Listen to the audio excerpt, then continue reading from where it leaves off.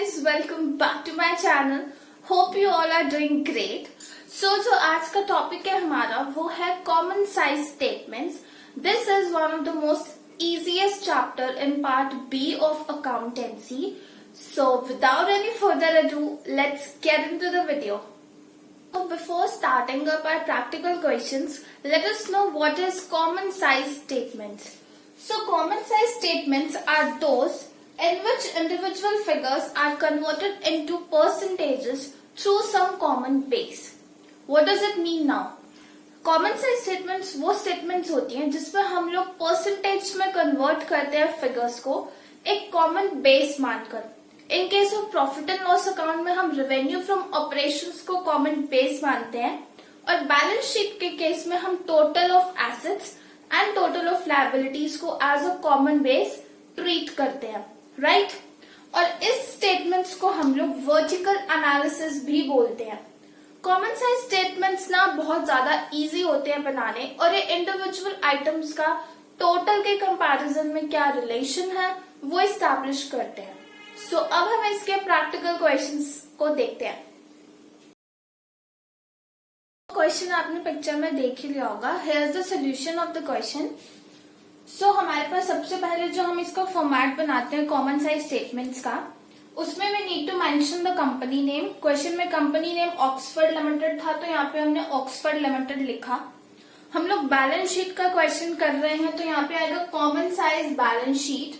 जो भी year given होगा क्वेश्चन में वही ईयर आपको मेंशन करना है. As at 31st March 2016 and 31st March 2017, right? अगर आपने मेरा कंपैरेटिव स्टेटमेंट्स वाला वीडियो देखा हो तो यू नो कि half of the format same है कॉमन साइज का भी, बस लास्ट वाले में थोड़े से चेंजेस हैं, राइट? तो सबसे पहले कॉलम आता है पर्टिकुलर्स का. Then we have note number. Note number में हम वर्किंग नोट का नंबर देते हैं जिसमें हमने अपनी रफ कैलकुलेशंस करी होती हैं, राइट?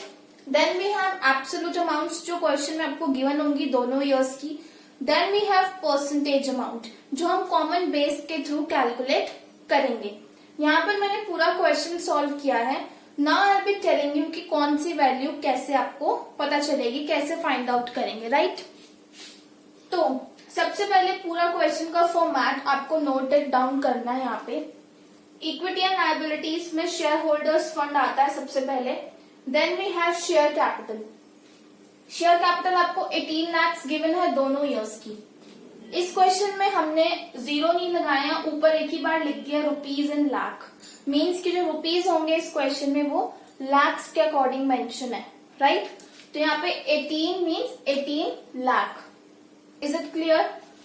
तो शेयर कैपिटल दोनों ईयर की 18 लाख है. अब इस 18 लाख का 2016 के अकॉर्डिंग हम परसेंटेज काउंट करते हैं.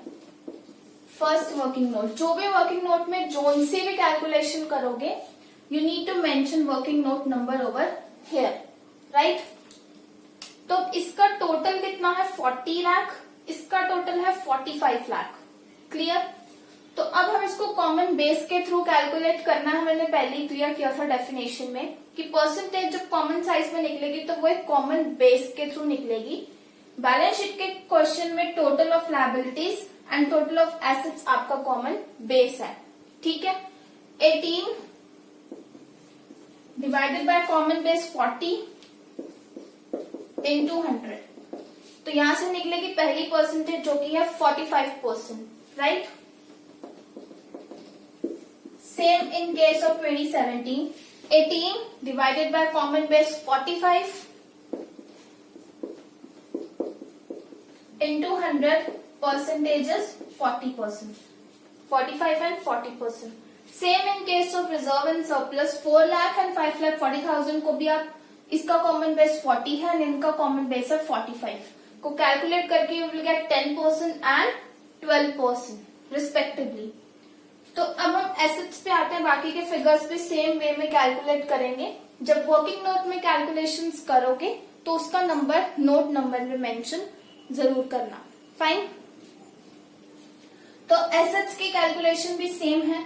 नॉन करंट एसेट्स है, जैसे कि मेरा सेकंड कैलकुलेशन में नॉन करंट एसेट्स की कर रही हूँ तो यहाँ पर मैं सेकंड नंबर इसको देती हूँ 2016 के ईयर में you will be getting 28 divided by common base 40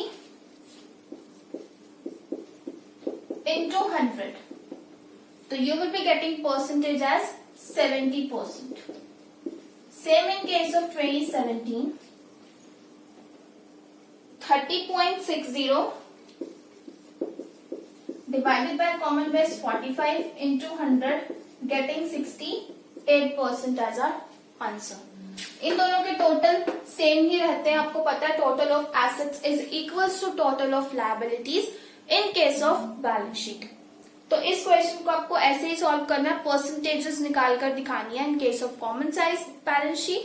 so hope you got this question. Now let's move on to the second question.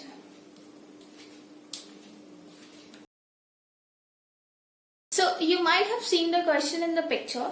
सो ये सेकंड क्वेश्चन है और उसका सोल्यूशन है. तो कॉमन साइज स्टेटमेंट हमने बैलेंस शीट में कैसे बनाते हैं ये तो देख लिया. अब हम देखते हैं कि common size statement profit and loss account में कैसे बनती है. राइट तो इसमें हमें कंपनी का नाम मेंशन था Raj limited. Common size statement of profit and loss for the year ended 31 March 2011. आपको क्वेश्चन में सिर्फ एक ही ईयर गिवन था तो आप एक ही ईयर की हेल्प से परसेंटेज चेंज निकालोगे for common size statements. Right पहला था रेवेन्यू फ्रॉम ऑपरेशंस जो कि 2 लाख है. अदर इनकम्स 15,000 है. तो टोटल हमारी इनकम या टोटल रेवेन्यू कह सकते हो कितना हुआ 2,15,000. एक्सपेंसेस हमारी कॉस्ट ऑफ मटेरियल कंज्यूम्ड और अदर एक्सपेंसेस को मिलाकर we got total expenses as R 1,15,000. ये सब क्वेश्चन में मिलेगा आपको. तो प्रॉफिट मेरा बिफोर टैक्स कितना हुआ, रेवेन्यू में से एक्सपेंसेस को लेस करके वी गॉट इतना amount as R profit before tax. उसमें से फिर मैंने टैक्स का अमाउंट लेस कर दिया, देना पड़ेगा गवर्नमेंट को. 40,000 रुपीज गवर्नमेंट को पे कर दिए. उसके पास हमारे पास जितनी कमाई बची प्रॉफिट आफ्टर टैक्स वो है 60,000 रुपीज. Just 60,000 rupees. राइट तो अब हम निकालते हैं परसेंटेज. आप लोगों को मैंने जब बताया था, अभी भी रिपीट किया था लास्ट क्वेश्चन में भी, कि प्रॉफिट एंड लॉस अकाउंट के केस में रेवेन्यू फ्रॉम ऑपरेशन हमारा कॉमन बेस रहता है.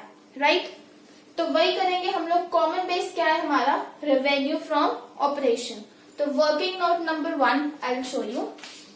कुछ भी नहीं करना. 2 lakh divided by 2 lakh into 100 is 100 क्योंकि इसका बेस तो एक खुद ही है.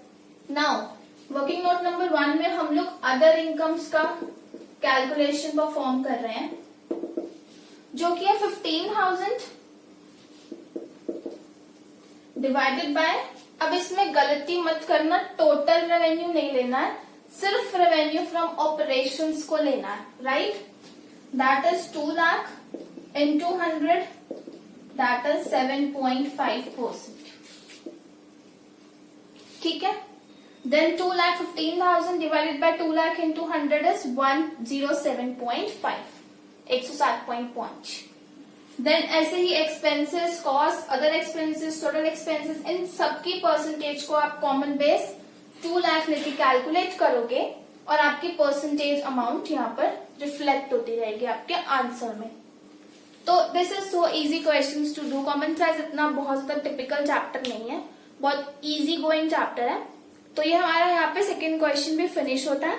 I hope you got all the questions, so please note it down. So this brings us to the end of this video. Hope you like this video. Don't forget to give this a big fat thumbs up. Do like, share, comment and subscribe to my channel, and also don't forget to press the bell icon given below. पिछले videos के link आपको description में मिल जाएंगे. And for more such topics, stay tuned for more videos. And till then, stay safe, stay home, and bye bye.